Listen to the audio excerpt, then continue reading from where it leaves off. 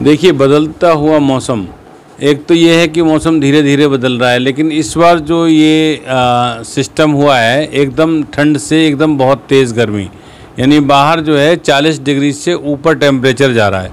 उससे क्या होता है, अगर आप एसी में बैठे हुए हैं तो आपको डिफरेंस बहुत ज़्यादा हो जाएगा। अगर आप साधारण घर में भी बैठे हुए हैं तभी भी कम से कम 15-20 डिग्री का टेम्परेचर हो जाएगा, जो कि आदमी की बॉडी बर्दाश्त नहीं कर पाती। दूसरी चीज़ें ये है कि जो खाने पीने की चीज़ें हैं वो बहुत जल्दी ख़राब हो जाती हैं, जिनका बहुत ध्यान रखना पड़ता है।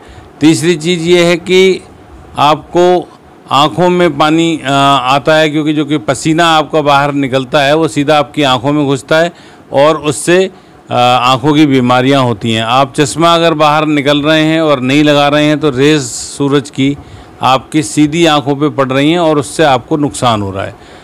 और सबसे बड़ी बात यह है कि जब ये गर्मी ज़्यादा पड़ती है तो डस्ट बहुत ज़्यादा होती है। डस्ट बहुत ज़्यादा होती है, बाहर हवा होती है, तो उस डस्ट से आदमी को, बहुत सौ को एलर्जी होती है, बहुत सौ को सांस पे जोर होता है, बहुत सौ को छींकें आती हैं, बहुत सौ को तरह तरह की बीमारियां उससे होती हैं। और सबसे बड़ी बात है इस बदलते मौसम में, एक तो टेम्परेचर का ध्यान रखें कि ज़्यादा आप जो है वो तेज़ बाहर ना जाएं, एकदम अचानक से निकल के बाहर ना जाएं, और बाहर जाएं तो सिर पे कुछ कपड़ा बांधें जिससे कि एकदम सिर पे बहुत ज़्यादा तेज़ गर्मी ना लगे। दूसरे, अपने कंधे पे कोई रुमाल रखें जिससे कि पसीना आए तो उसको आप पोंछते रहें। डायरिया के जो मरीज पड़ रहे हैं तो क्या होगा? सबसे बड़ी जो समस्या है जिसका समाधान ज़रूरी है वो है डायरिया।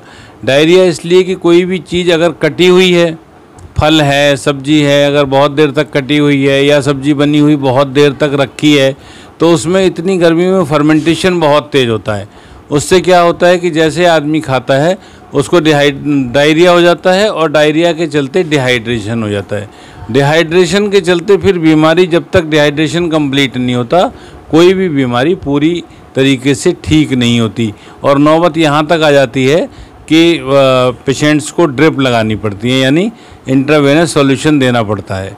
तो समस्या बस जो है, इसका समाधान सिर्फ एक ही है कि खाने पीने की चीज़ों में विशेषकर साफ़ रखें, और कटी हुई चीज़ें, ख़ास तौर से बाज़ार की कटी हुई चीज़ें ना खाएं। कोशिश ये करें कि ताज़ी खाएं, और फ्रिज में रखी हुई, बहुत देर तक रखी हुई कोई चीज़ अचानक से निकाल के ना खाएं।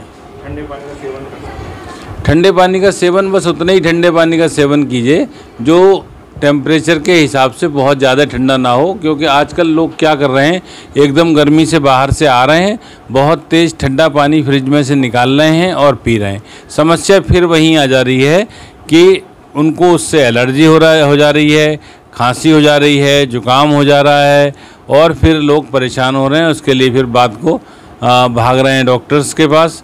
लेकिन अगर इस तरीके से बचाव रखेंगे इन सब चीज़ों का, तो मैं समझता हूँ कि 50% पेशेंट्स को डॉक्टर के पास जाने की ज़रूरत ही नहीं पड़ेगी।